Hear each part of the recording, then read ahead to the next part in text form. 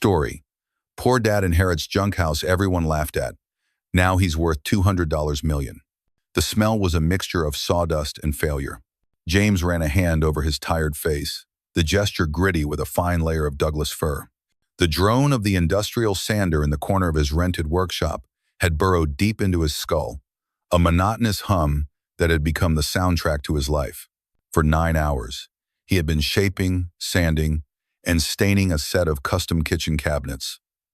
A job that was both mind-numbingly dull and terrifyingly important. The pay for this job would cover the rent on this cramped, drafty workshop, and maybe, if he was lucky, buy a week's worth of groceries. Maybe. His phone, lying on a workbench coated in a sticky ring of spilled coffee, buzzed for the 10th time that afternoon. He didn't need to look at it. The caller ID would read, Northwood Financial in stark, accusatory letters. He swiped the screen, silencing it without a glance.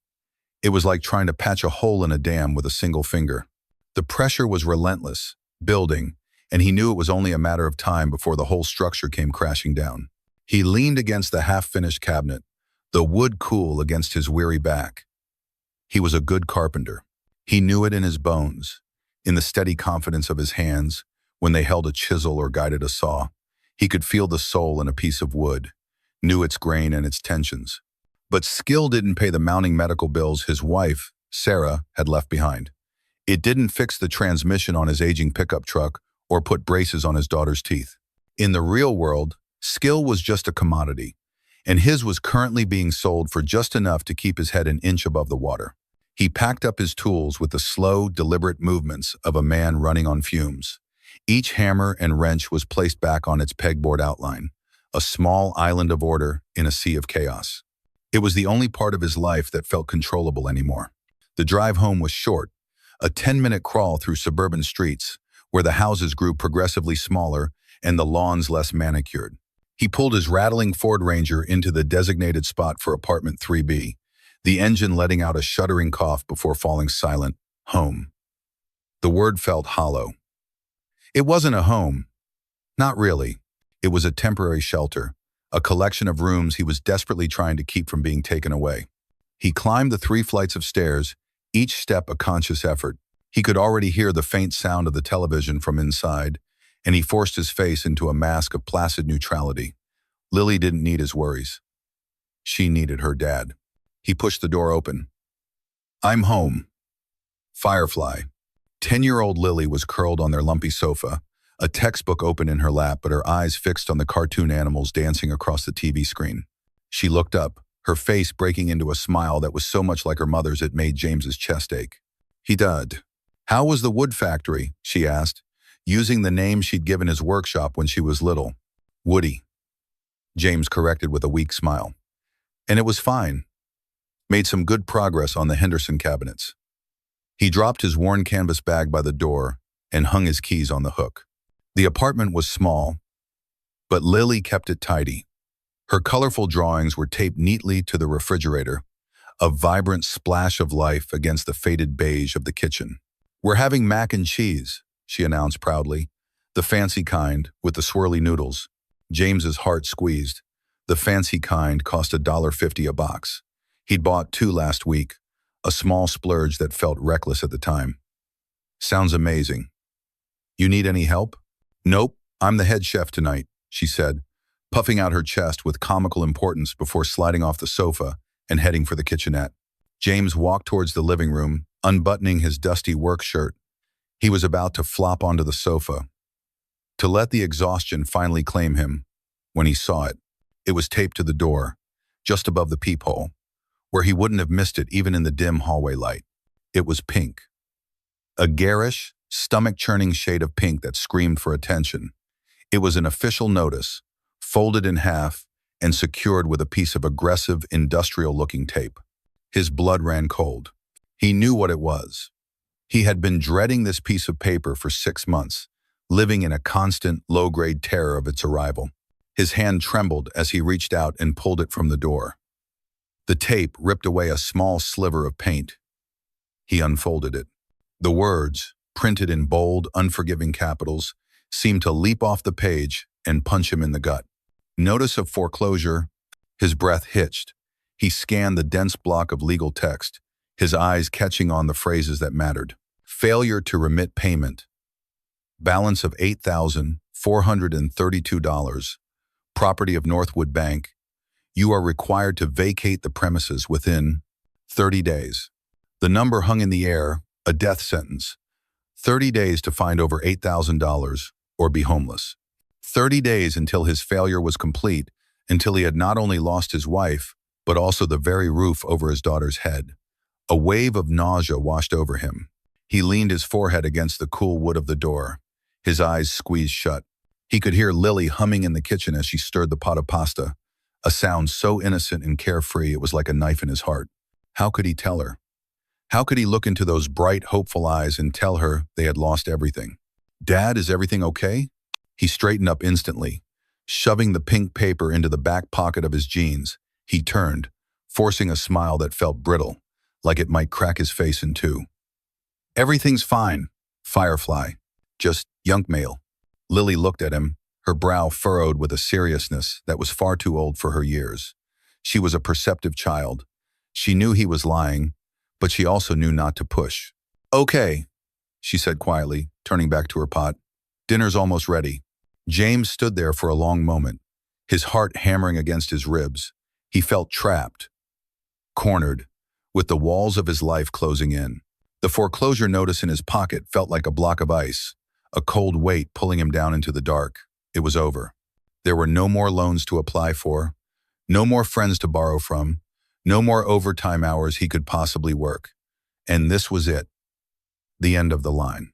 "Hey, Dad, you got more mail today," Lily called out, her voice muffled as she rummaged through the small pile on the kitchen counter. "This one looks weird. It's all fancy." He walked over on legs that felt like lead. Lily was holding up an envelope. His breath caught. It was nothing like the other bills. The paper was thick and heavy, a rich cream color that spoke of expense and importance. There was no windowed slot for an address. His name and address were written in elegant, flowing calligraphy. In the top left corner, an embossed logo was pressed into the paper, a set of scales and a gavel. Cromwell, Finch, and Associates. Attorneys at law. A lawyer? What could a lawyer possibly want with him? His mind raced through a list of terrible possibilities. Were they being sued? Was there another debt he'd forgotten about? "Go on, open it," Lily urged, her curiosity piqued. With numb fingers, James took the envelope. It felt significant, heavy with unspoken news. He used his thumb to tear open the seal. Inside was a single sheet of matching cream-colored paper, folded into thirds. He unfolded it. The formal, impersonal language was a stark contrast to the brutal directness of the pink notice. "Dear Mr. James Vance, it is with our deepest regret that we must inform you of the passing of your father, Mr. Arthur Vance, on the 3rd of this month." James stopped breathing. His father. He hadn't spoken to the man in 15 years. Not since the screaming match that had severed their relationship, the bitter words that had hung in the air like poison ever since. He'd heard through the grapevine that Arthur had become something of a recluse, but he never thought about him being gone. The news didn't hit him with a wave of grief, but with a strange, hollow shock, like an echo in an empty room. He read on, his eyes scanning the page.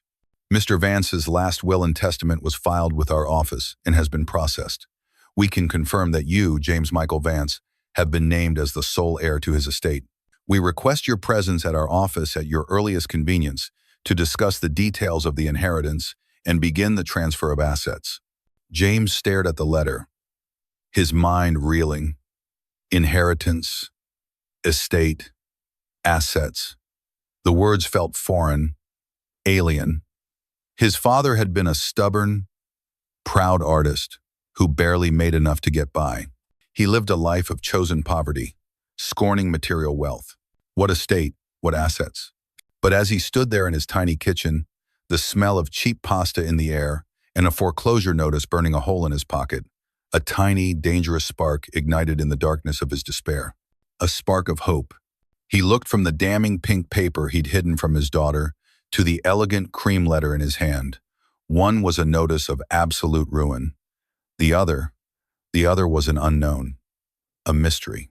A final, unexpected word from a ghost of his past. And for the first time in a very long time, James Vance didn't know what was going to happen tomorrow. The spark of hope, small and fragile as it was enough to propel James into action. The next morning, he called the law firm. A crisp, professional secretary scheduled him for an appointment that very afternoon.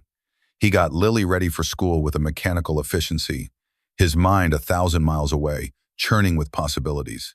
An inheritance, assets, the words echoed in his head, a mantra against the silent scream of the pink foreclosure notice still tucked away in his pocket. He told Lily he had a meeting about grown-up stuff and would pick her up afterwards. For the first time in months, it wasn't entirely a lie. The offices of Cromwell, Finch, and Associates were located downtown, in a steel and glass tower that seemed to pierce the clouds. The lobby was a cavern of polished marble and hushed importance. James, in his cleanest work pants and a faded plaid shirt, felt glaringly out of place among the tailored suits and expensive leather briefcases. He clutched the cream-colored letter in his hand like a passport to another world. He was led into a corner office with a panoramic view of the city he could normally only see from the ground up. A man in his late 60s, with a mane of silver hair and a watch worth more than James's truck, rose from behind a vast mahogany desk. "Mr. Vance, I am Philip Cromwell. Please, have a seat." His voice was smooth and measured, the sound of quiet authority. James sat in a leather chair that sighed as it took his weight. The air smelled of old books and money. "My condolences for your loss," Mr. Cromwell began, though his tone was purely professional. He folded his hands on the desk. "I was your father's legal counsel for the last 2 decades. He was a unique man." "We hadn't spoken in a long time," James admitted, his voice sounding rough in the pristine room. "So he mentioned," Cromwell said with a slight nod. "Well, let's get to the matter at hand. Your father's will is quite straightforward. He had no other living relatives, and you are named as the sole beneficiary of his entire estate." James leaned forward, his heart starting to beat a little faster. This was it. And his estate, what does it consist of? Mr. Cromwell steepled his fingers. "To be blunt, Mr. Vance, your father was not a man of liquid means. There are no significant bank accounts, no stocks, no bonds. His personal effects are of negligible monetary value." The air went out of James's lungs. The fragile spark of hope flickered violently. "So, what is there? What's the inheritance?" "The estate consists of a single asset," the lawyer said, sliding a thick file across the polished desk. "The property at 112 Sycamore Hill, the house and the land it sits on. It is now yours, free and clear of any mortgage." Sycamore Hill. James knew the area by reputation only. It was where the city's old money lived, a neighborhood of sprawling estates and gated driveways. A house there that had to be worth something. A lot, maybe. Enough to solve everything.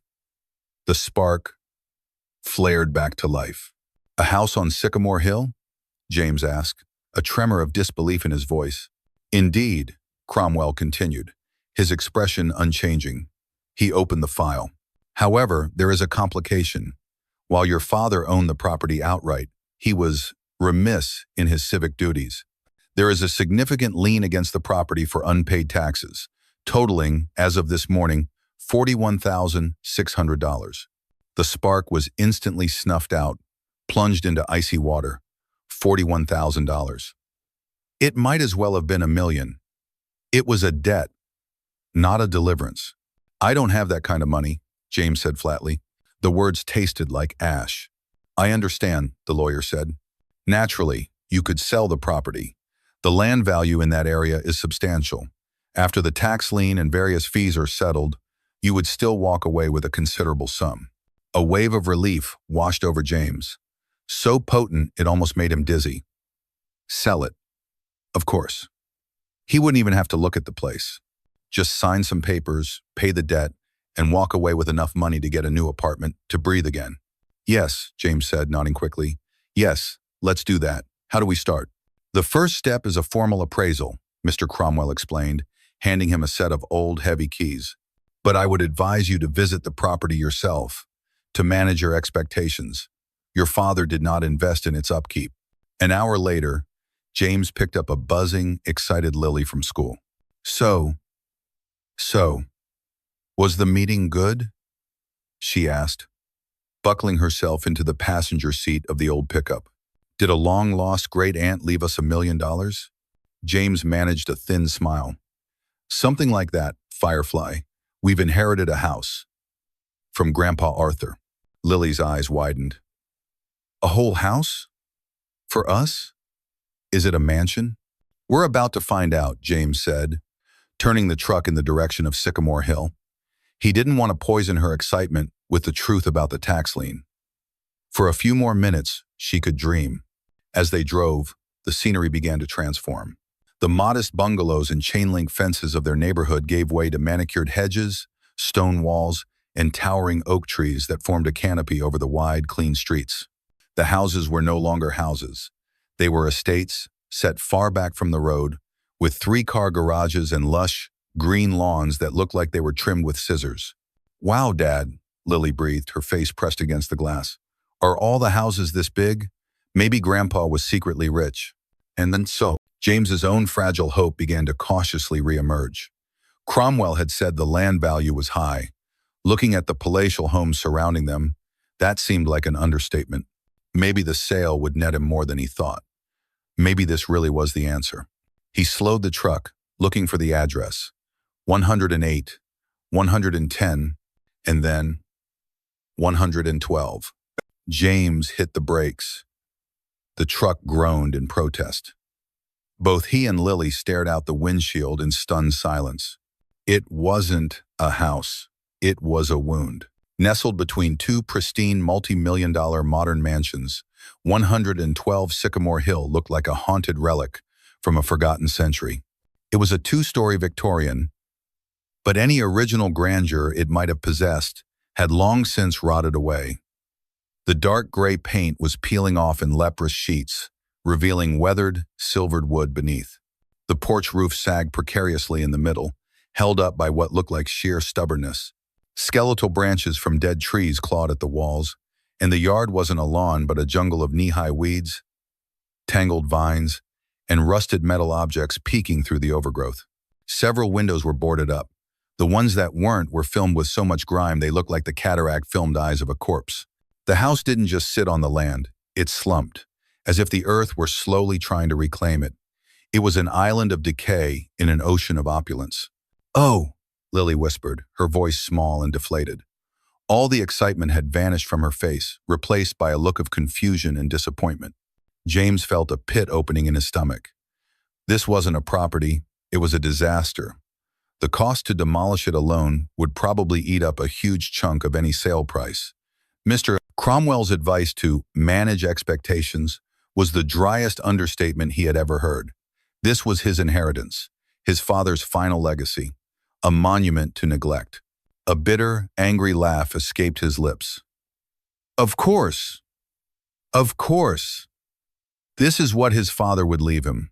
Not a clean slate, not a helping hand, but another broken, complicated mess that he was expected to clean up.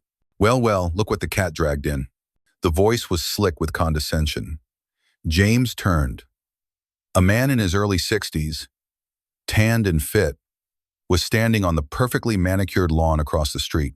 He was wearing a crisp white polo shirt, pressed khaki shorts, and held a golf putter like a scepter.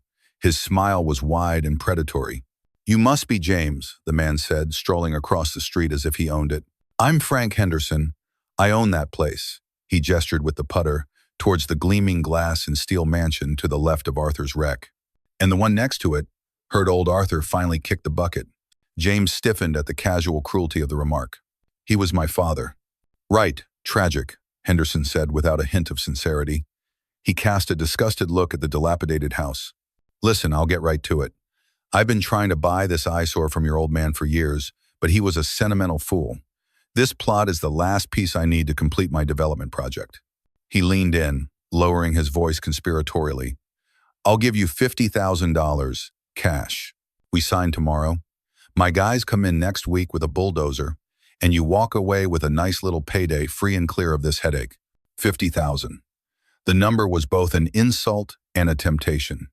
It was a pittance for land in this neighborhood. James knew that instinctively, but it was also more cash than he had seen in his entire life. It would pay the lien and leave him with a few thousand. Enough to run, enough to escape. But as he looked at Henderson's smug, expectant face, something hardened in James's chest. This man, who had just mocked his dead father, was circling like a vulture. Selling to him felt like a betrayal, though James wasn't even sure what he would be betraying. "Let me think about it," James said, his voice tight. Henderson chuckled, a low, dismissive sound. "Don't think too long, kid. That offer's only good for 48 hours. Frankly, I'm doing you a favor. No one else is going to want to touch that dump." He gave the house one last withering glance, then sauntered back across the street to his pristine kingdom. James stood there, the heavy keys digging into his palm. He looked from Henderson's mansion to the decaying wreck his father had left him. The hope he had nurtured for the past 24 hours was well and truly dead, replaced by a cold, heavy dread. This wasn't a lifeline. It wasn't a solution. It was a cursed inheritance, another anchor tied to his feet, pulling him down into deeper, darker waters.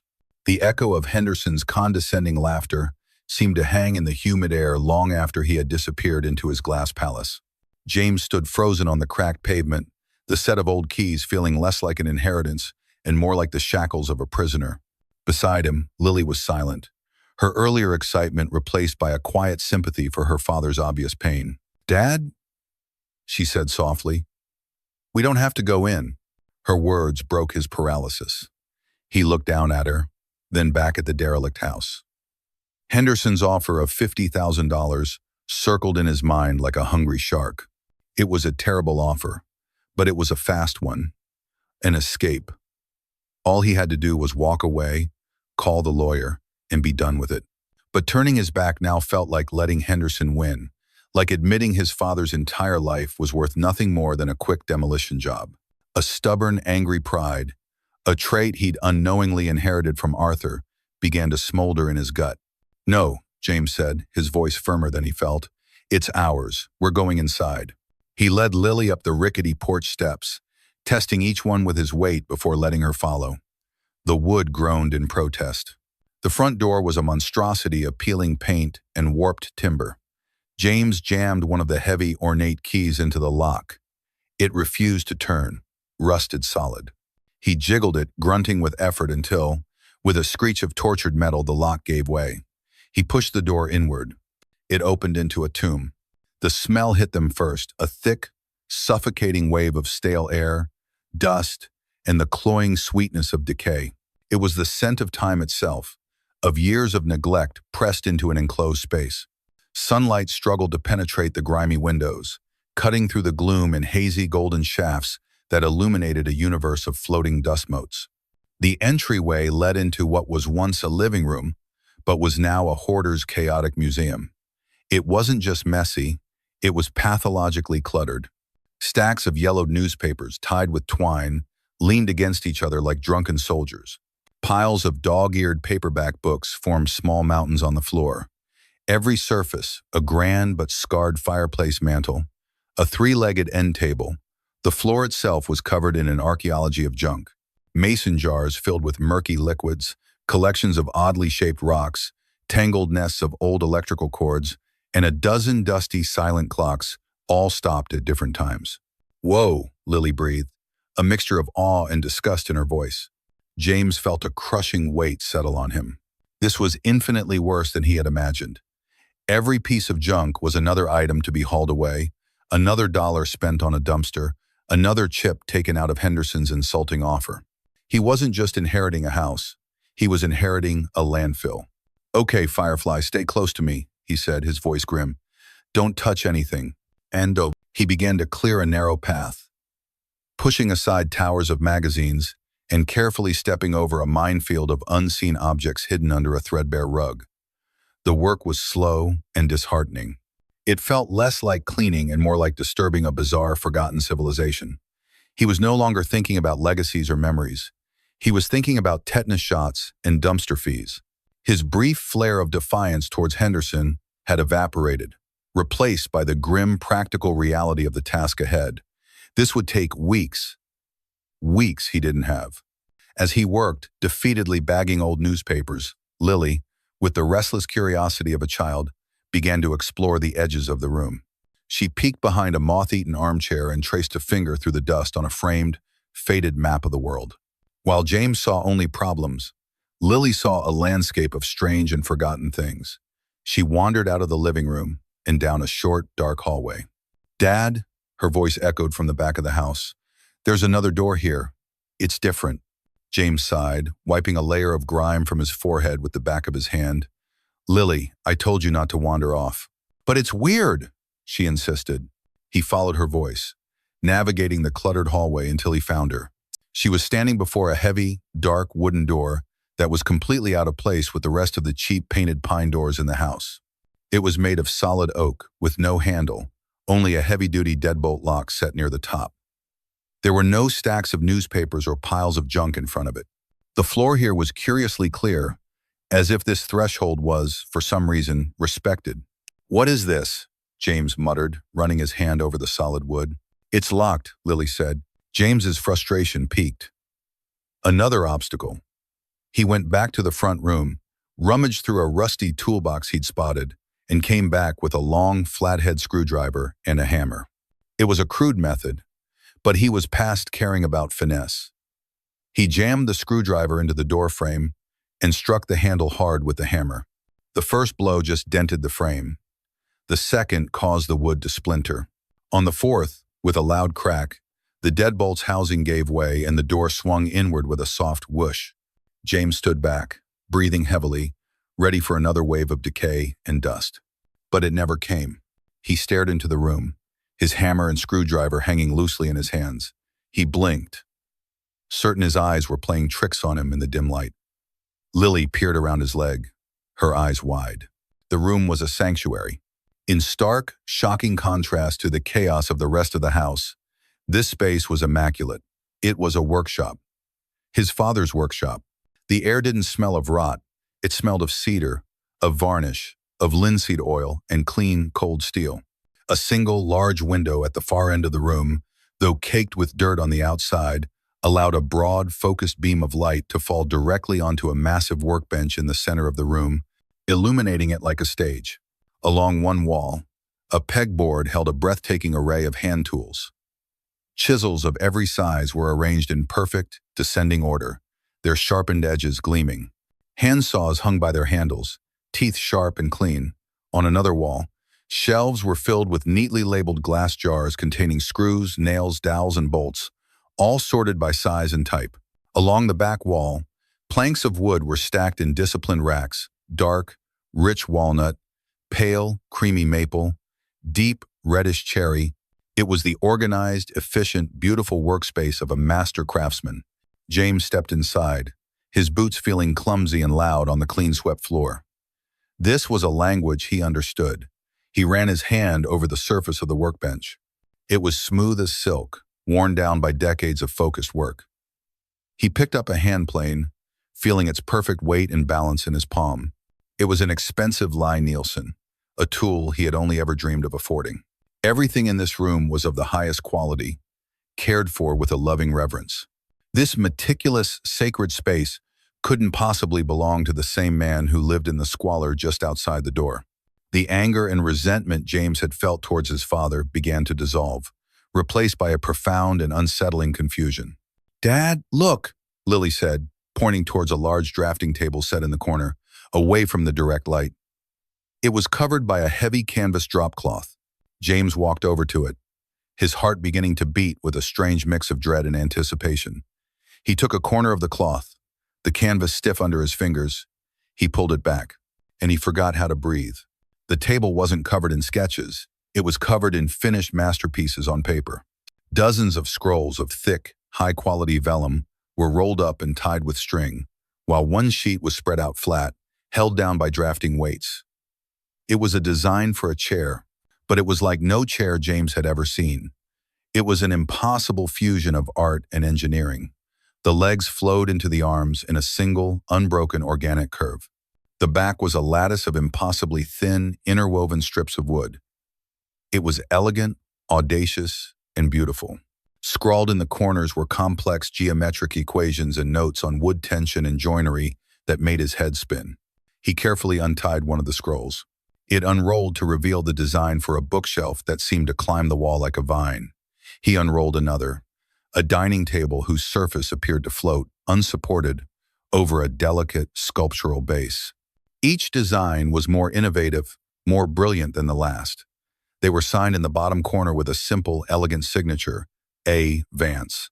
This wasn't the work of a hobbyist. This was the work of a genius.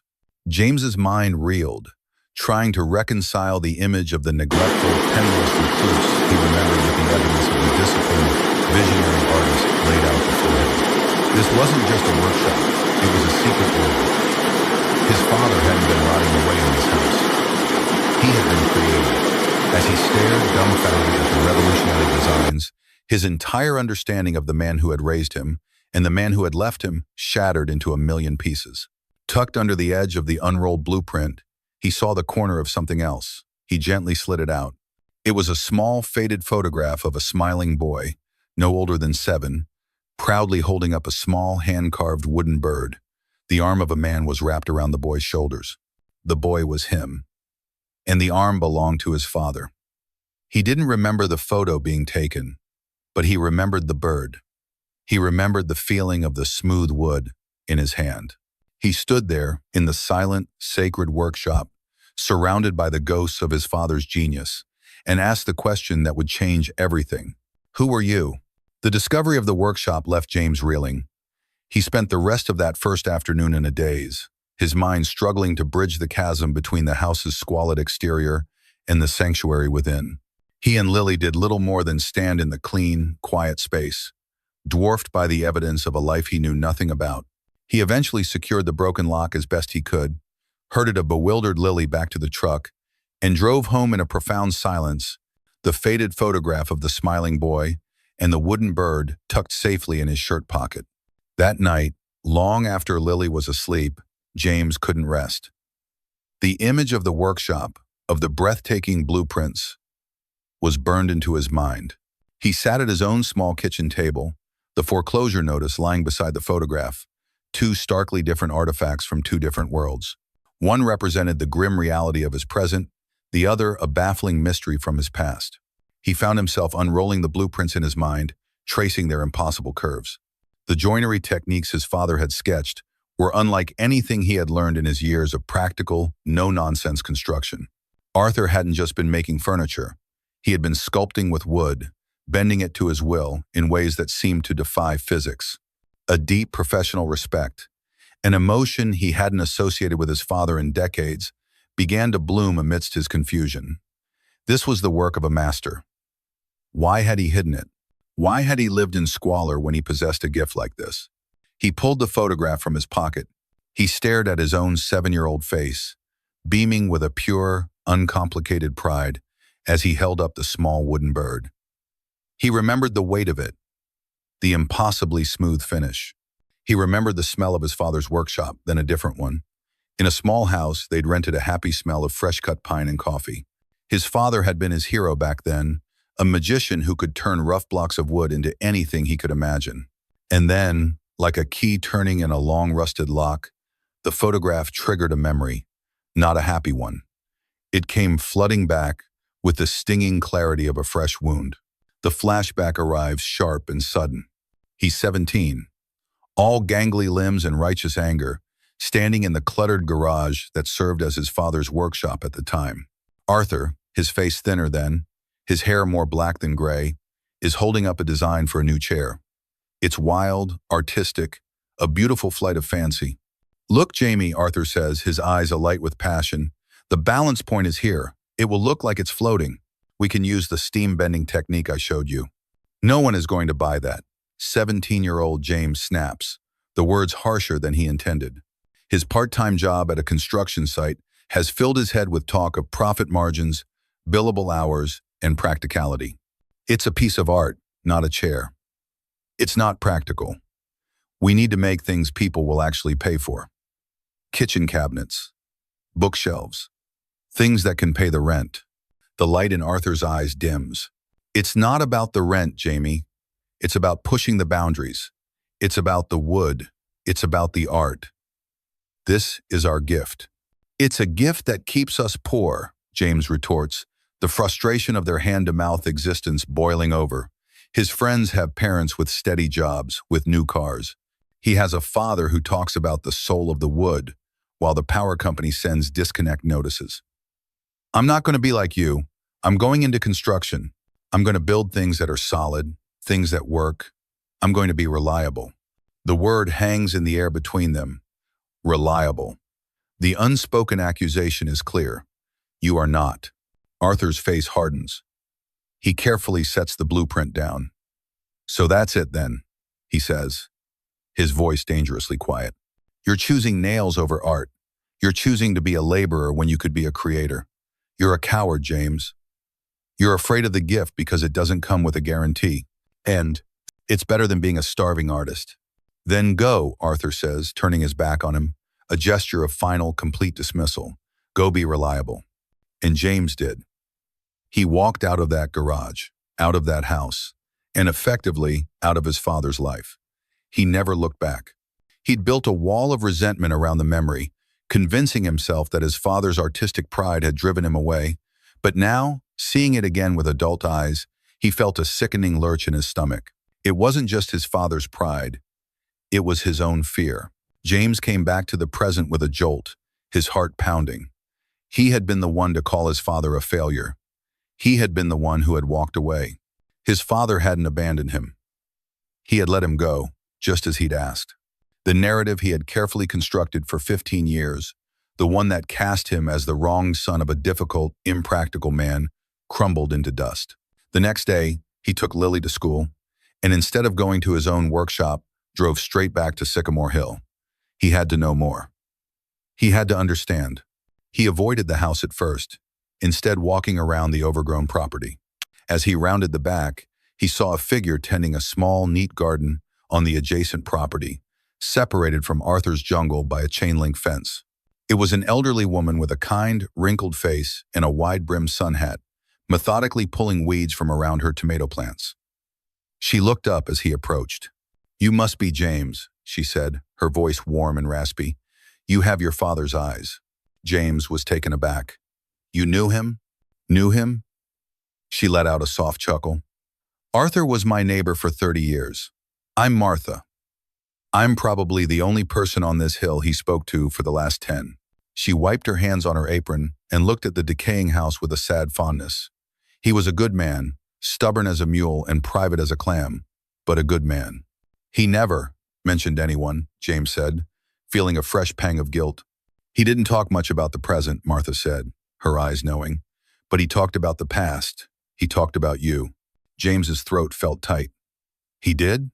Oh, constantly, she confirmed, nodding, especially at first. After you left. He was heartbroken, you know.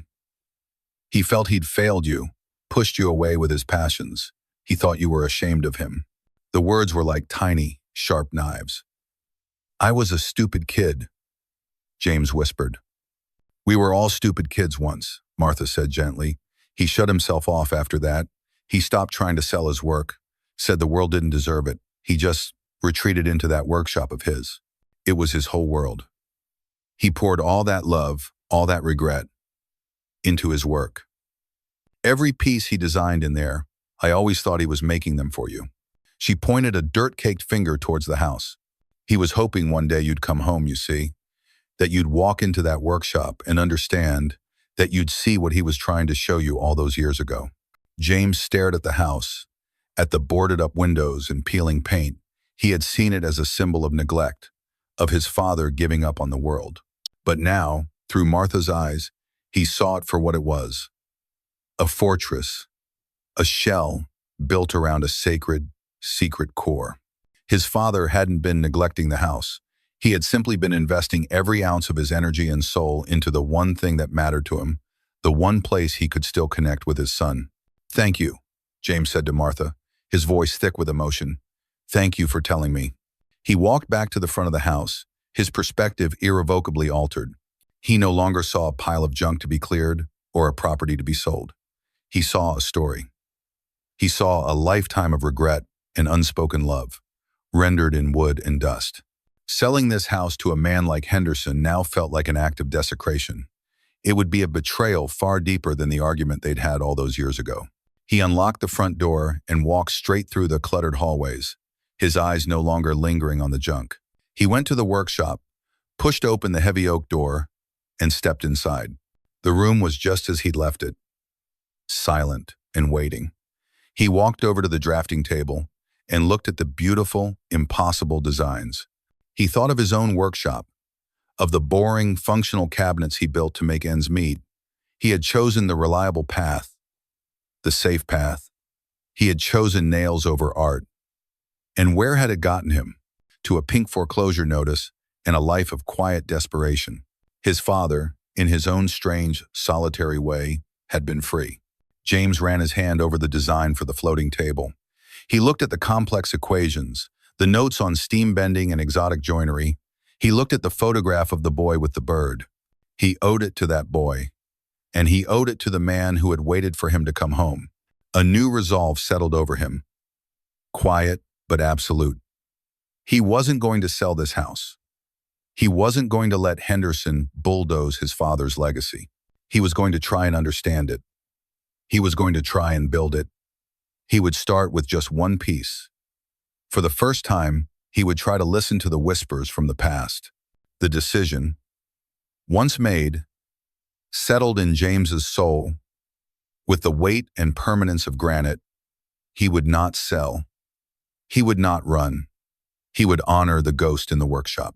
This resolve felt different from the stubborn anger he'd felt towards Henderson. It was quieter, deeper.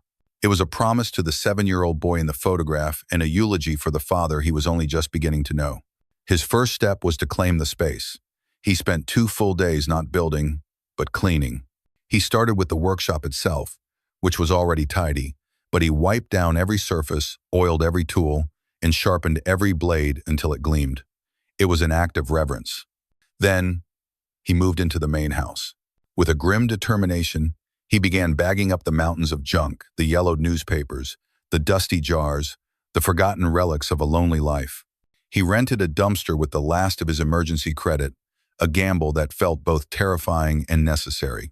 As he worked, clearing paths through the chaos, it felt like he was clearing the clutter from his own mind, making space for a new purpose. Lily, when she came over after school, watched him with wide, curious eyes. She seemed to understand, without him having to explain, that something fundamental had shifted. She helped in her own way, sorting rocks into piles and drawing pictures on the less grimy window panes with her finger, bringing small sparks of life back into the dormant house. Finally, the time came. With the workshop prepared and a small, workable space cleared in the house, James knew he could no longer delay. He returned to the drafting table, his heart a nervous drum against his ribs. He felt like an apprentice about to present himself to a master he could never meet. Which piece would he attempt first? The floating dining table was too ambitious. The vine-like bookshelf required joinery that was practically alien to him. His eyes landed on the design for the curved side table. It was smaller, more contained, yet it embodied all of his father's audacious principles. It had no straight lines. The 3 legs flowed up into the tabletop in a single, seamless, impossible curve. The blueprint was covered in Arthur's precise, spidery handwriting, with notes about steam bending, compression, and something he called a triple dovetail spline that James had never even heard of. It was a challenge, but it felt approachable, a test. To attempt it, he needed the right wood. The racks in the workshop held precious stock, but James felt it would be sacrilegious to use his father's own supply for his first, clumsy attempt. He needed to make his own investment. He drove to a specialty lumber yard on the other side of town, a place he usually only visited to buy plywood for cabinet jobs. This time, he walked past the cheap pine and fir and went to the section for hardwoods. He ran his hand over a plank of American black cherry. The wood was a deep, rich red, with a grain that was subtle and elegant. It was beautiful. It was also astronomically expensive. He did a quick, painful calculation in his head. Buying a single 8-foot plank of this cherry would cost him nearly $200. It was the money he had set aside for the electric bill and a week's worth of groceries. Buying it was an act of faith, a bet on himself. He gritted his teeth and paid the man. Back in the workshop, he laid the precious plank on the workbench. For a full hour, he just studied it, running his hands over its surface, reading its grain as his father's journals had advised. He spent the rest of the day building a steam box from scrap lumber and an old kettle, following a rudimentary design he found in one of his father's books. The next day, the attempt began. He measured and cut the pieces for the legs with a surgeon's precision, his practical carpentry skills serving him well. The straight cuts were easy, familiar, but then came the steam bending. He placed the first cherry leg into the hot, vaporous chamber of the steam box. An hour later, he pulled it out, the wood now pliant and flexible. He had a custom-made jig, a curved form he'd built exactly to the blueprint specifications. He had only minutes before the wood cooled and hardened. With gloved hands, he wrestled the hot, steaming piece of cherry onto the form, slowly bending it into the elegant curve his father had designed. The wood resisted. It groaned and creaked, every fiber screaming in protest. This was where his experience ended and his father's artistry began. It wasn't about force. It was about finesse, about feeling the exact moment the wood was ready to yield. His muscles strained, sweat beading on his forehead. Slowly, agonizingly, he clamped it into place. It held the curve. He let out a shaky breath of relief. 1 down, 2 to go. It took him all day, but by evening, he had 3 perfectly curved legs, cooling and setting in their forms. A giddy sense of accomplishment washed over him. Maybe he could do this. Maybe the gift hadn't been completely buried under years of building square boxes. The next challenge was the joinery. The point where the 3 curved legs met the tabletop was a nexus of complex angles that made his brain ache. His father's design, the triple dovetail spline, was a work of structural art, designed to be both incredibly strong and visually seamless. His own experience was with simple, sturdy mortise and tenon joints. This was like comparing basic arithmetic to calculus. He practiced on scrap wood first, his frustration mounting with each failed attempt. His joints were clumsy, gapped. His chisels felt heavy and awkward in his hands.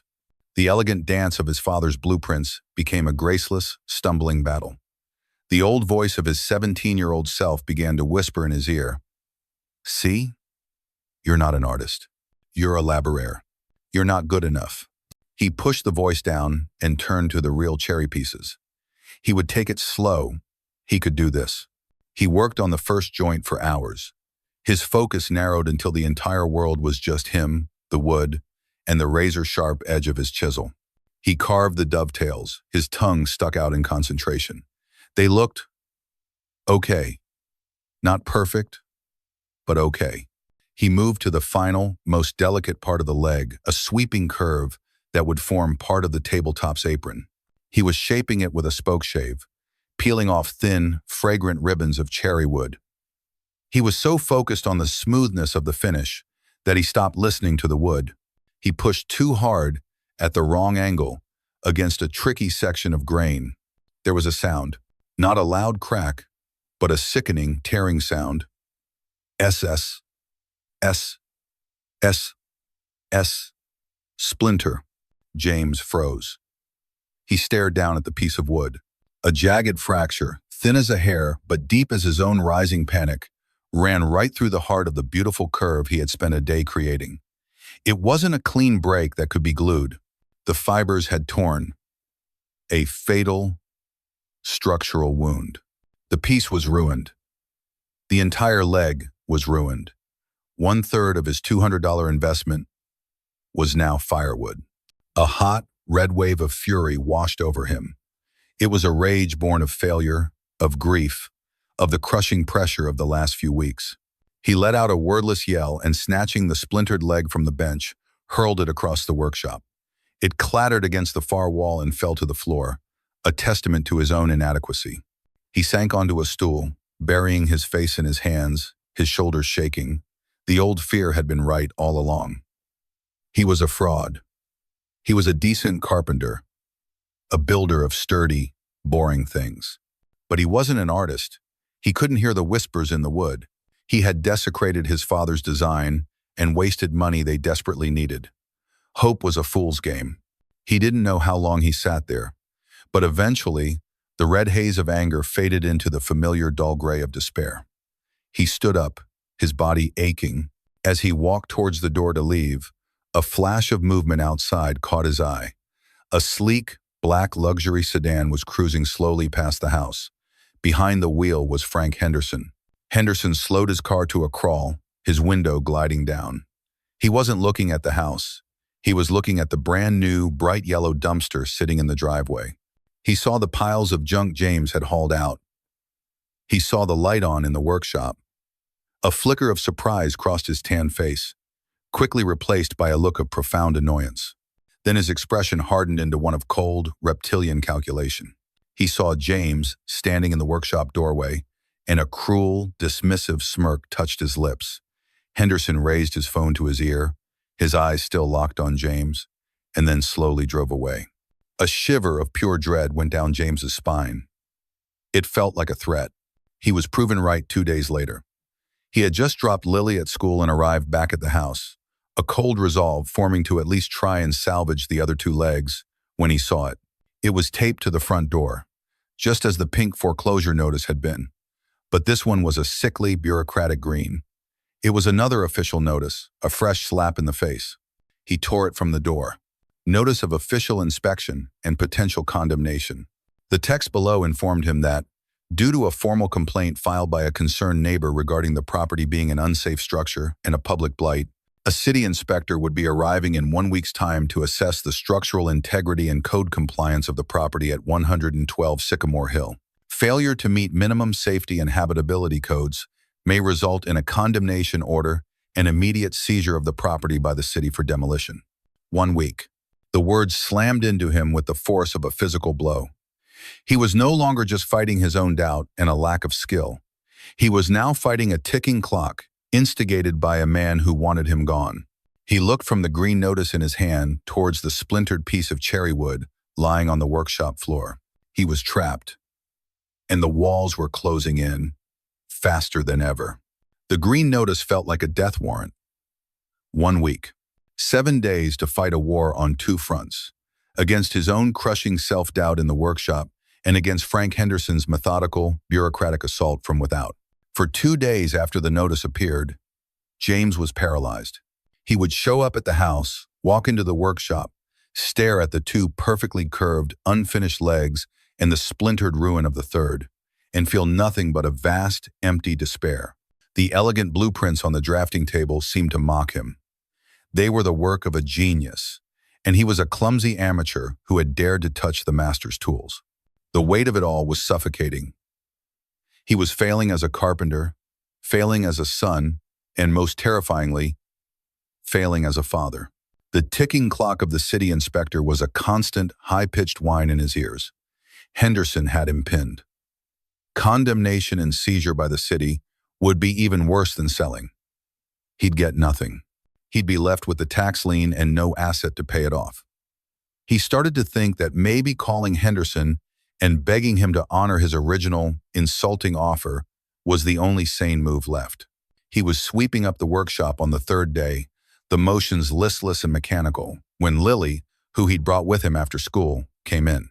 She had been quietly exploring the less cluttered rooms of the house, a small, silent shadow in the dusty halls. She walked over to the corner where the splintered piece of cherry wood lay, a symbol of his failure. James tensed, expecting her to ask what was wrong, a question he had no answer for. Instead, she picked it up, turning it over in her small hands. She didn't see it as a ruined table leg. Her 10-year-old mind, unburdened by blueprints and expectations, saw something else entirely. "Wow," she said softly, her eyes wide with imagination. "It looks like a lightning bolt." She traced the jagged, splintered fracture with her finger. "Maybe it didn't want to be a table leg, Dad. Maybe it wanted to be something else." James stopped sweeping. He stared at her, at the broken piece of wood in her hand. Maybe it wanted to be something else. The simple, profound wisdom of it struck him like a physical blow. He had been so obsessed with perfectly replicating his father's design, with forcing the wood to conform to the blueprint, that he had forgotten the most important lesson. He had been so focused on the destination that he had ignored the journey of the material itself. A memory surfaced, a whisper from the past. His father, years ago, holding a piece of knotted pine. "You don't fight the knots, Jamie," he had said. "You make them part of the story. You listen to what the wood wants to be." He had been trying to command the wood, to bend it to his will. He hadn't been listening. "Lily," he said, his voice thick. "You're a genius." Her face broke into a grin. "I know." A new energy sparked within him, chasing away the fog of despair. He looked at the two remaining, perfectly curved legs. They were beautiful, but they were part of a design that had beaten him. They represented his failure. He needed to start over. He needed to find his own conversation with the wood, not just echo his father's. He put the cherry legs aside, carefully, respectfully. He wouldn't use them. Not yet. He needed to start smaller. He needed a victory, however minor. He rummaged through a bin of offcuts, scrap pieces his father had saved too small for furniture, but perfect for practice. He found a small, palm-sized block of basswood, soft and pale, ideal for carving. And then he remembered the photograph. The little wooden bird, the first thing his father had ever taught him to carve. The symbol of that pure, uncomplicated time before resentment and misunderstanding had built a wall between them. It was a simple shape, but a meaningful one. He wouldn't use a blueprint. He would work from memory. From the feeling he remembered of the smooth, finished object in his 7-year-old hand. He sat down at the workbench, the small block of basswood feeling warm and right in his palm. He picked up one of his father's carving knives. The handle was worn smooth, shaped by years of his father's grip. Holding it felt like shaking his hand across time. He didn't think. He just began to carve. At first, his hands were clumsy, the motions stiff. He was still trying to force it, to carve the bird he saw in his mind. The cuts were rough, the shape blocky. Frustration began to prick at him again.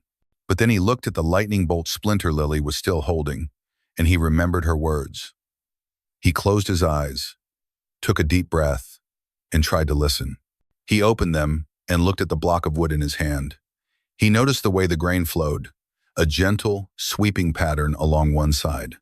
It suggested a curve, the line of a wing. He stopped trying to carve a bird onto the wood and started trying to find the bird within it. His grip on the knife softened. His movements became less about cutting and more about peeling. Thin, almost translucent shavings of wood curled away from the blade. He followed the grain, letting it guide his hand. The sharp angles of his initial attempt softened into gentle curves. The blocky head became delicate and shapely. He worked for hours, the world outside the workshop dissolving completely. There was no foreclosure, no city inspector, no Frank Henderson. There was only the scrape of steel on wood, the scent of basswood, and the slow emergence of a familiar shape. He was no longer a tradesman following a plan. He was an artist in dialogue with his material.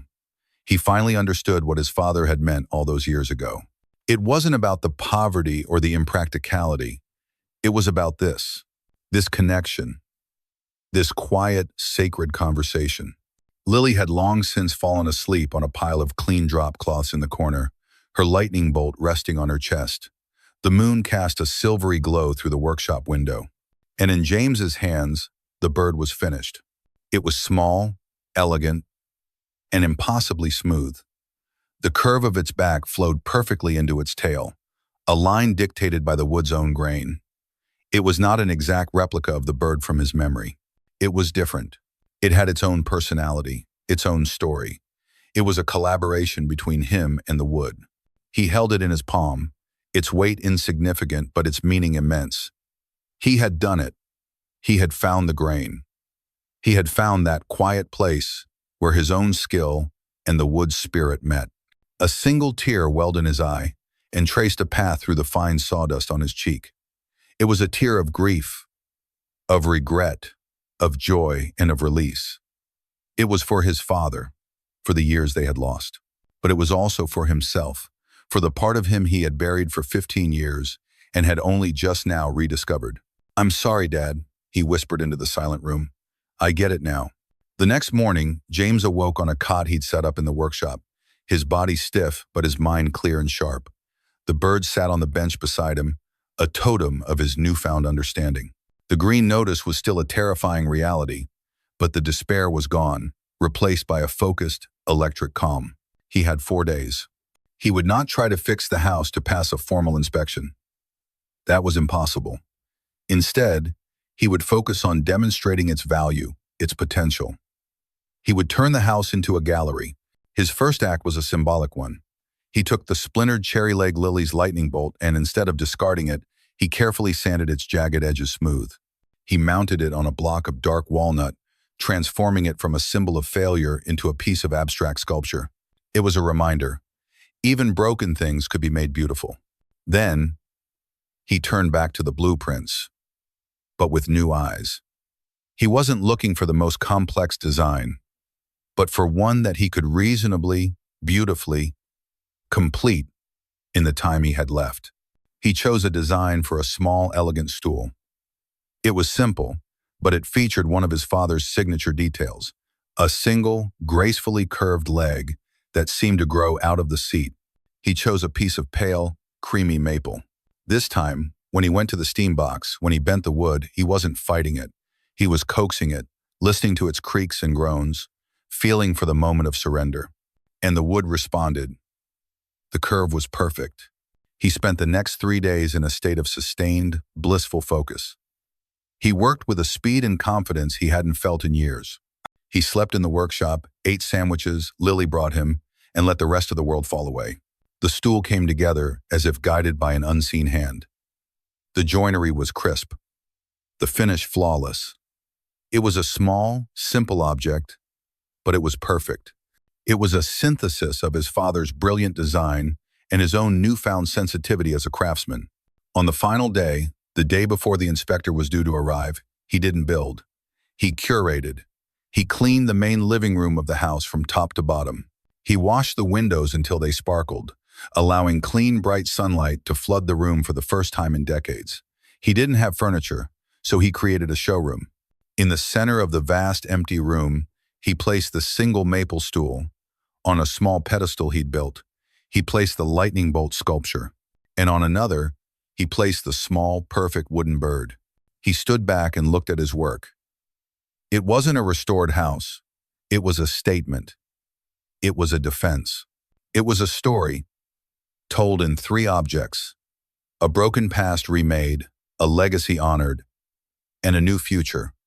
However small, carved by his own 2 hands, he was ready for the inspector.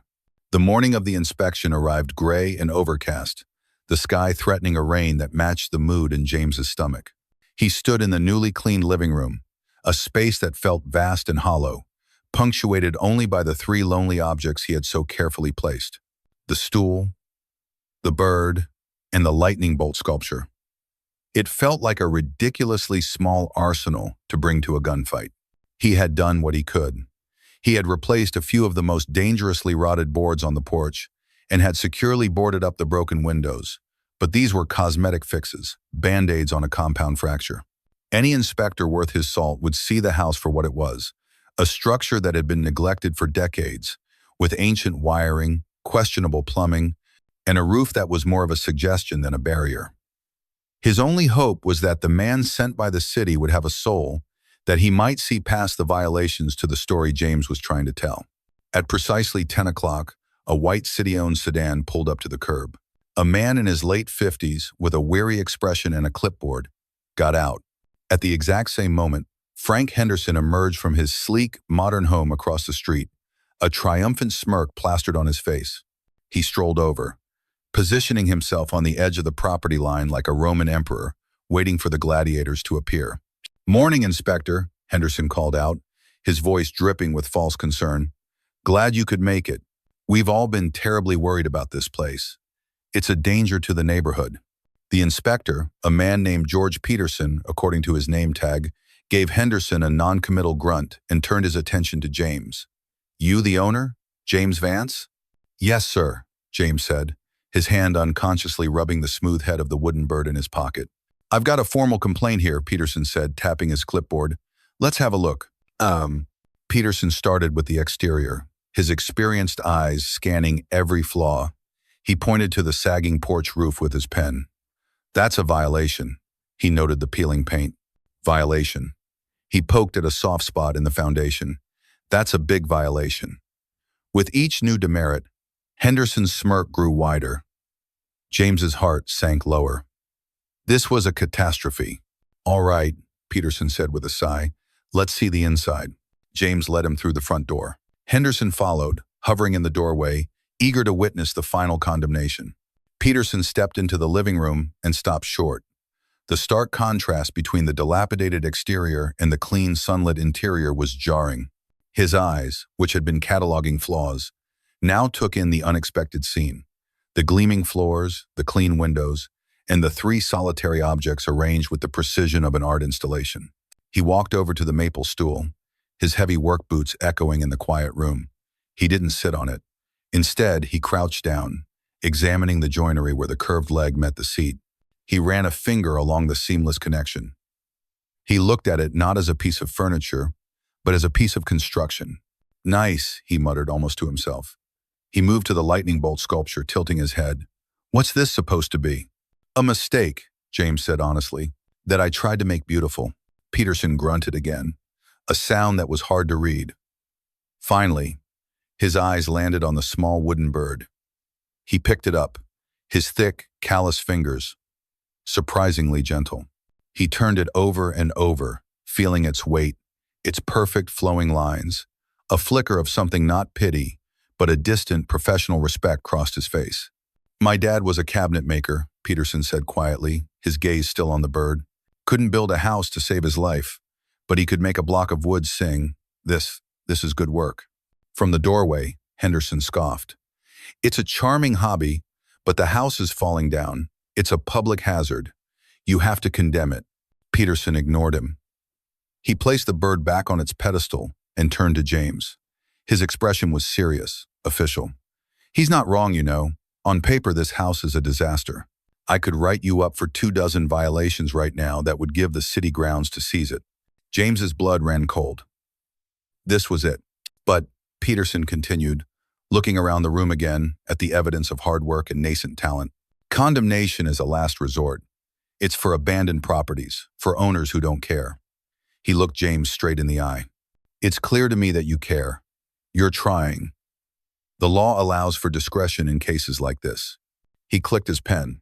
On the official form, next to the box labeled "Condemn," he drew a firm line through it and instead checked the box marked "Remediation Required." "I'm giving you a 90-day extension," Peterson said, his voice all business again. "You need to submit a formal remediation plan to my office within 30 days, outlining how you'll bring the major systems electrical, plumbing, roofing up to code. If you show progress, we can extend it again. But if I come back here in 90 days and it looks the same, the bulldozer gets a green light. Am I clear?" James felt a wave of dizziness, of pure, unadulterated relief. It wasn't a victory, not yet, but it was a reprieve. It was a chance. "Crystal clear," he managed to say, his voice hoarse. "Thank you." Henderson stood in the doorway, his face a thunderous mask of disbelief and fury. "You can't be serious. The place is a wreck." Peterson turned to him, his weary expression hardening.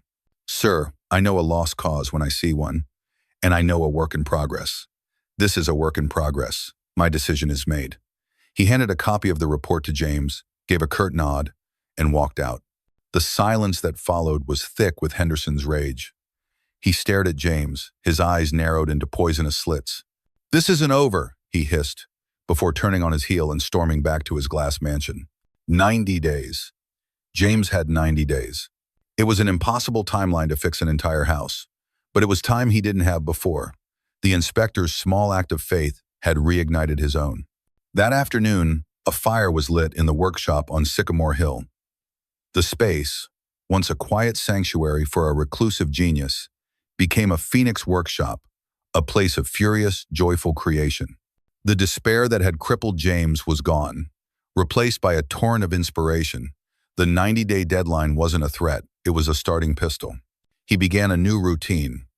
His days were a whirlwind of focused energy, a montage of transformation. Mornings were for the house. He attacked the decay with a vengeance, tearing out rotten drywall, pulling up moldy carpets, and researching basic electrical wiring in his father's old books. He was a carpenter, not a general contractor, but he learned as he went, his practical skills providing a solid foundation. Afternoons were for art.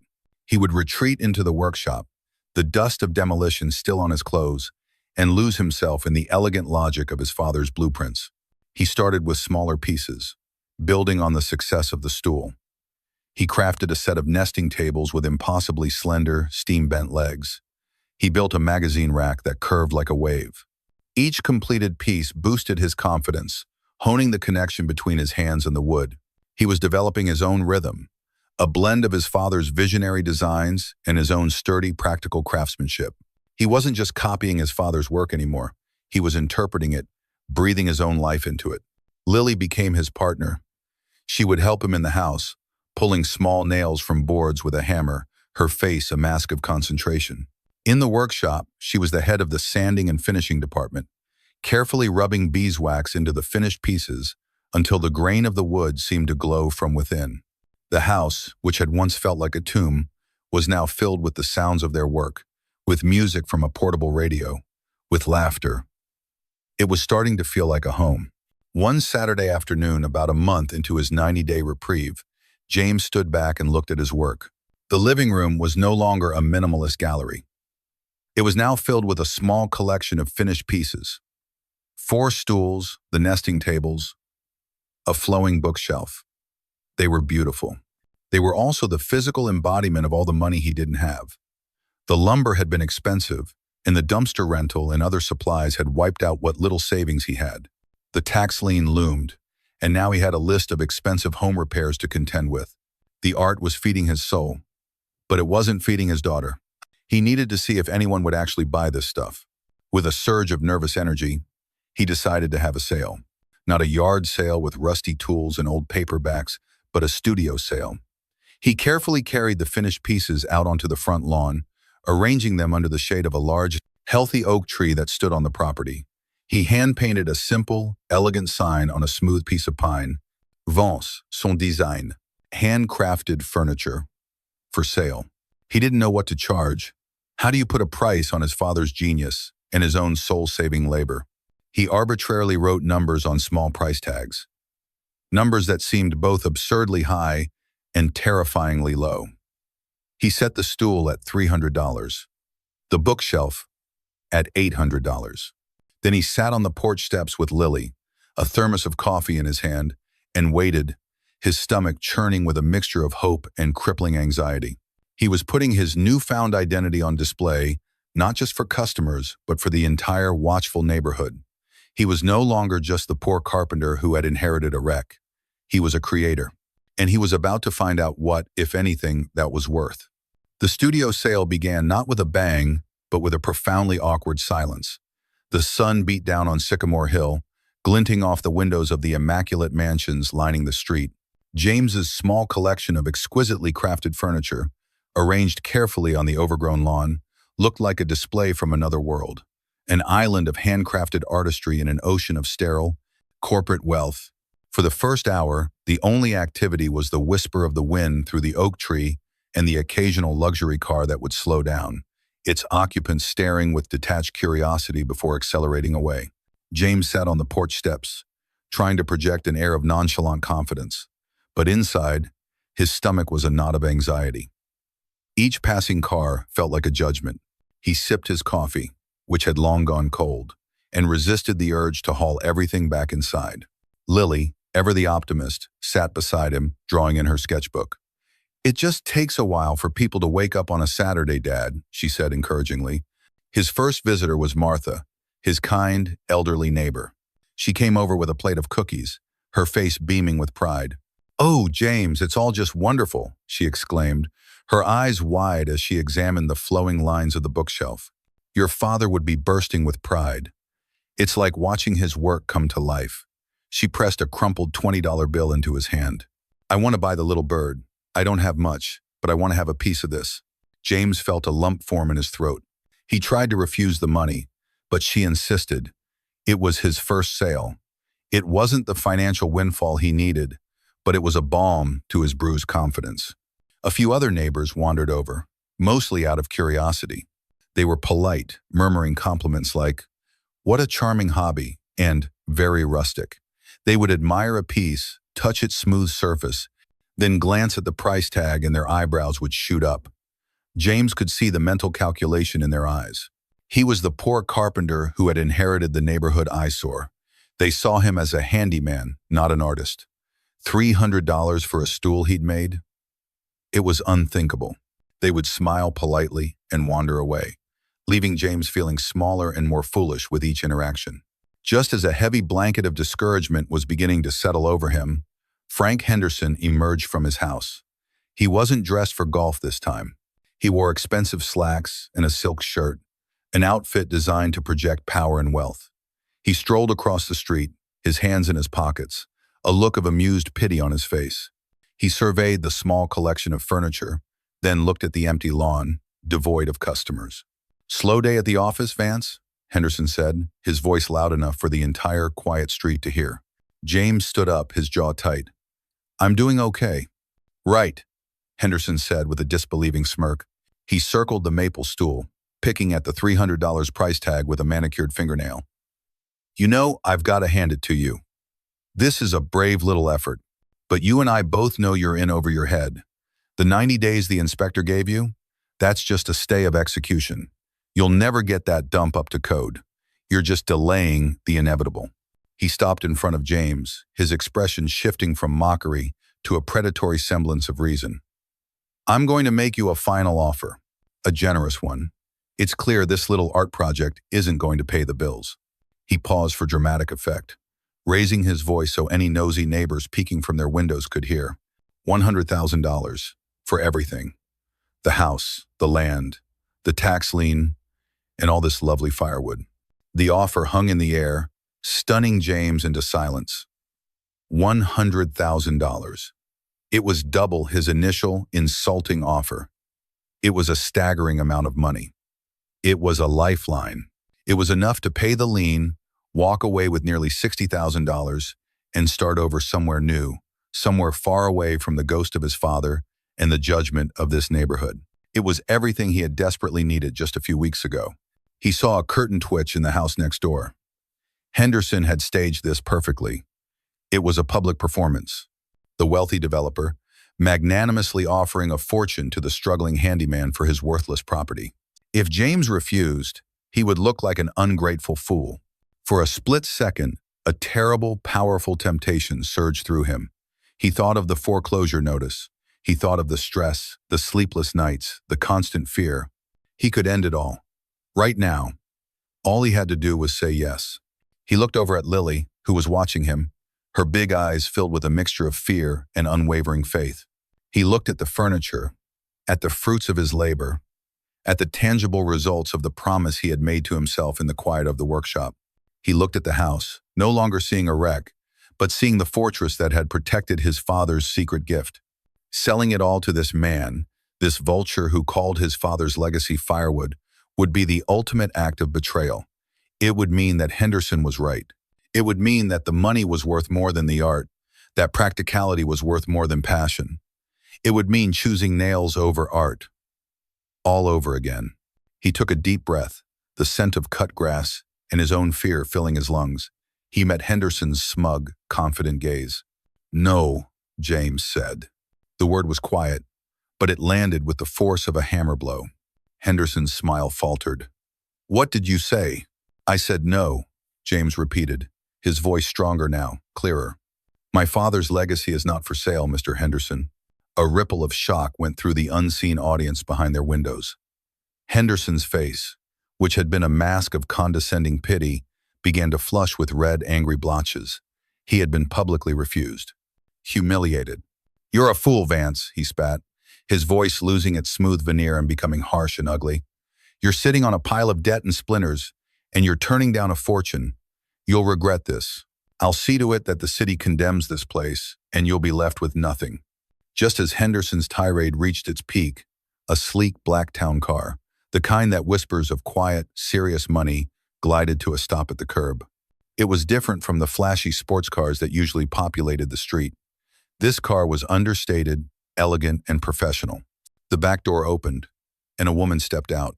She was in her 50s, with sharp, intelligent eyes, a severe haircut, and an impeccably tailored suit. She held herself with an air of absolute, unshakable authority. She completely ignored Henderson's sputtering rage and James's stunned silence. Her eyes, sharp as a hawk's, were fixed on the furniture. She walked onto the lawn, her expensive heels sinking slightly into the grass. She moved with a purpose that made everyone else seem clumsy and slow. She approached the flowing bookshelf, her gaze intense and analytical. She didn't touch it at first, just studied its lines, the impossible joinery at its corners. She then crouched, examining the steam-bent legs of the nesting tables. Her movements were economical and precise, the practiced gestures of someone who looked at art for a living. She finally came to a stop in front of the single maple stool, the first piece James had successfully completed. She looked at it for a long, silent moment. Then she turned her piercing gaze on James. "Who," she asked, her voice crisp and clear, a voice accustomed to being obeyed, "is a Vance?" The woman's question sliced through the tension, instantly rendering Henderson's threats meaningless. Her query wasn't about property value or city codes. It was about the art itself. All eyes turned to James. "A. Vance was my father," James answered, his voice steady despite the frantic beating of his heart. "Arthur Vance." A flicker of recognition, of profound shock, registered in the woman's sharp eyes. She took a step closer, her professional demeanor cracking just enough to reveal a sliver of raw excitement. "Arthur Vance," she repeated, the name sounding like an incantation on her lips. She finally reached out and ran a perfectly manicured finger along the curved leg of the stool. "I thought so. The signature curve, the impossible joinery. It couldn't be anyone else, but it's been decades." End of 60. Frank Henderson, momentarily forgotten, let out a scornful laugh. "Arthur Vance was a crazy old hermit who lived in that dump. This is just some junk he left behind." The woman turned her head slowly and fixed Henderson with a look so cold and dismissive it seemed to drop the temperature by several degrees. "You, sir," she said, her voice dripping with disdain, "have no idea what you're talking about." She turned back to James. "My name is Eleanor Davenport," she announced. As if that should explain everything to the world she inhabited. It did. "I am a senior critic for Architectural Digest and an acquisitions consultant for the Lowell Museum of Design." The name sent a murmur through the watching neighbors. Even Henderson's smug expression faltered. This wasn't just a wealthy buyer. This was a kingmaker in the world of high-end design and art. "Arthur Vance, M.S." Davenport continued, her voice taking on a professorial tone as she addressed James, but projecting for the benefit of her entire, stunned audience, was a near mythical figure in the mid-century modern movement. He produced a handful of revolutionary pieces in his early 20s, pieces that are now considered foundational texts of American studio furniture. And then, almost 30 years ago, he completely vanished. No one knew where he went. Most assumed he was dead. And she gestured around at the collection on the lawn. This isn't junk. This is the lost work of a master. This is his final, undocumented period. It's the design equivalent of finding a lost Shakespearean play. Her gaze fell on the maple stool. "The few authenticated early Vance pieces that come to auction sell for hundreds of thousands of dollars each." A collective gasp went through the neighborhood audience. Henderson's face went from flushed red to a pasty, sickly white. The $100,000 he had so arrogantly offered now seemed like a pittance, a fool's bid. "I am prepared to offer you," Mistress Davenport said, her eyes locked on James, $150,000 for this stool. The number was so ludicrous, so far beyond the realm of anything James had ever imagined, that he could only stare at her, speechless. $150,000.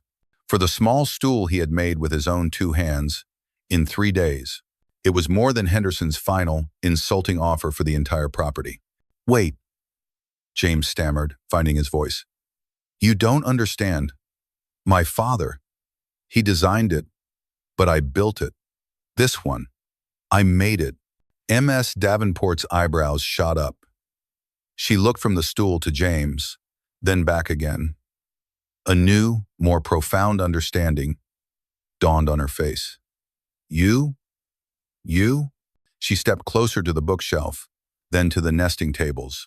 She examined his work, the small, almost imperceptible variations from the blueprints he had instinctively made. My God, she whispered, it's not just a lost collection. It's an evolution.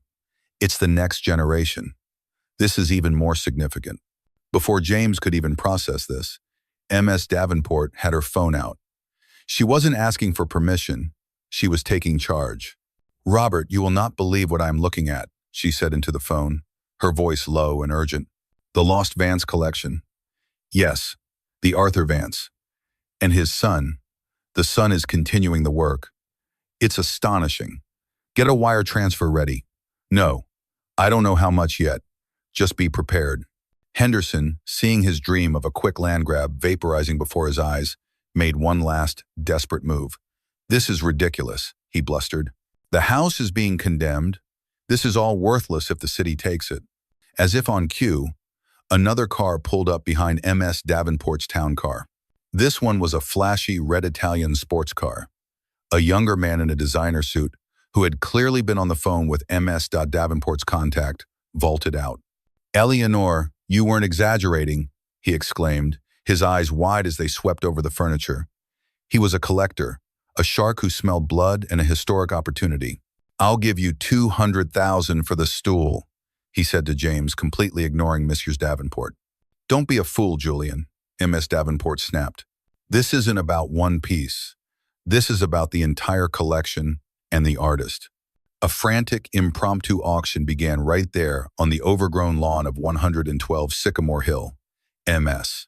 Davenport, representing the prestige of a major museum, and Julian, a wealthy private collector with seemingly bottomless pockets, began a verbal battle that was dizzying in its speed and the scale of its numbers. They weren't just bidding on the half-dozen pieces on the lawn. They were bidding on the promise of what was still inside the house, on the treasure trove of blueprints in the workshop. $500,000 for the pieces and first right of refusal on all future work, Julian shouted. $750,000 for the collection, plus a funded commission for a full exhibition. Mrs. Davenport countered, her voice sharp. James stood there, holding Lily's hand, feeling as if he were watching a movie about someone else's life. The numbers had become meaningless, absurd. This wasn't about money anymore. It was about his father's name being spoken with reverence. It was about his own work being seen, truly seen for the first time. It was total, complete vindication. Henderson watched the exchange, his face a mask of horror. Every escalating bid was another nail in the coffin of his own arrogance. He had been standing on a gold mine, trying to buy it for the price of dirt. The humiliation was absolute. $1 million, Julian declared, trying to deliver a knockout blow, for the existing work and a 5-year exclusive contract. Ms. Davenport didn't flinch. She looked at James, her sharp eyes softening with a strategist's wisdom. Mr. Vance, she said, her voice cutting through the noise, don't sell your future. A contract with a collector like him will tie you down. Work with me. The Lowell Museum will acquire this initial collection for $1.2 million. In addition, we will provide you with a stipend of $200,000 a year for 5 years to allow you to continue your work without financial pressure. We will fund the complete, proper restoration of this house, your father's studio. All we ask in return is the right to stage a major retrospective exhibition of your and your father's work in 2 years' time. After that, you are a free agent, your reputation established, free to command any price you wish. We are not buying a craftsman. We are investing in an artist. $1.2 million and a salary, and the restoration of his home. And the one thing money couldn't buy, a legacy. It was an offer of a future he could build for Lily, a future that honored his father in the most profound way possible. He looked at Henderson, whose face had collapsed into a mask of gray, sweaty defeat. He looked at Lily, whose eyes were shining with tears of pure joy. He looked up at the old, dilapidated house, which had guarded its secret for so long. He turned to Ms. Davenport, the formidable woman who had changed his life in the span of 10 minutes. I accept, James said, and the words felt like the sweetest, most profound victory he had ever known. The news, of course, exploded. Local news crews arrived, followed by national ones. The story was irresistible. The reclusive, forgotten genius, the down-on-his-luck son, the greedy developer, the priceless hidden treasure. Headlines were written that sensationalized the numbers, estimating the total value of the discovered blueprints, the property, and James's future brand potential. One of the most prominent ones, the one that would come to define the story for the public, read, "Poor dad inherits junk house everyone laughed at. Now he's worth $200 million. The number was an exaggeration, a media fantasy. But standing on the lawn of his father's house, with his daughter's hand in his and his future finally, unbelievably secure, James Vance felt, for the first time in his life, priceless. 1 year later, the house at 112 Sycamore Hill was no longer a wound. It was a masterpiece. The sagging porch had been replaced with a beautiful wraparound veranda, its railings crafted from dark wood that curved in a gentle, welcoming sweep. The peeling paint was gone, replaced by a deep, elegant charcoal gray that highlighted the home's restored Victorian gingerbread trim. The jungle of a yard had been tamed into a landscape of thoughtful, minimalist gardens, and the windows, once grimy and blind, now sparkled, reflecting the blue sky of a new day. A simple, elegant sign hung from a wrought iron post near the driveway. It didn't scream for attention. It stated a fact. It read, "Vance and Son Design." Inside, the transformation was even more profound. The house was filled with light, with the scent of lemon oil and fresh flowers. And it was filled with furniture that was a quiet, breathtaking dialogue between two generations. A flowing sculptural dining table by Arthur Vance sat beside a set of chairs by James Vance, each piece honoring the other, the conversation seamless. James stood in the center of his new workshop, a space that had been expanded and outfitted with the best tools money could buy, a gift from the Lowell Museum grant. The room was vast and clean, a cathedral of wood and light. He was no longer the haunted, exhausted man who had stumbled upon this place a year ago. The permanent frown lines of worry on his forehead had been smoothed away, replaced by the easy confidence of a man who knows his own worth. He was watching Lily. She was 12 now, standing at a workbench he had built just for her. Her face, a mask of intense concentration, in her hands was a small block of maple and a carving knife. She was meticulously shaving away small, fragrant curls of wood, her movements already showing a hint of the innate grace she had inherited from both her father and the grandfather she'd never met. "Slow down, Firefly," James said gently, his voice a low, happy rumble. "Don't force it. Listen to what it wants to be." She looked up at him and grinned, a smudge of sawdust on her nose. "I know, Dad. I'm listening." On the wall above James's main workbench, where he could see it every day, hung a single, beautifully framed photograph. It was the old, faded one of a 7-year-old boy holding a wooden bird, his father's arm wrapped securely around his shoulders. Beside it hung a professionally framed copy of the check from the Lowell Museum for $1.2 million. One represented his past, the other his future. Both were his legacy. He was reviewing a set of schematics, not for furniture, but for the upcoming museum exhibition. It was a layout of the gallery space, showing how his pieces would be displayed alongside his father's original blueprints and the few early works the museum had acquired. The exhibition was titled, simply, Vance, a dialogue in wood. He looked from the schematics to the photograph. "We did it, Dad," he whispered to the smiling man in the picture. The words held no sadness, only a profound, peaceful gratitude. He had not only saved his father's work from obscurity, he had redeemed their relationship, finishing the conversation they had started so long ago. The sale had, of course, changed everything. The tax lien was a distant memory. The foreclosure notice had been framed and hung in the downstairs bathroom as a reminder of where they had come from. After the news broke, Frank Henderson had put his house on the market and moved away within a month, unable to stand the daily silent testament to his own greedy folly. The house had been purchased by a quiet couple who were thrilled to live next to the now famous Vance and Son design studio. But the real change wasn't the money. It was the peace. It was the freedom to wake up every morning and create, not out of desperation, but out of passion. It was the luxury of time, time to teach his daughter, time to experiment with his father's most audacious designs, time to simply be. Later that evening, as the sun began to set, casting long golden shadows across the lawn, James and Lily sat together on the new front porch. They were on a bench James had just finished, a design that was entirely his own. It was a simple, elegant piece, its backrest a gentle, supportive curve. They watched the sky turn from blue to orange to a deep, velvety purple. Lily leaned her head against his shoulder, her small hand resting in his. "I think Grandpa would have really liked this bench," she said quietly.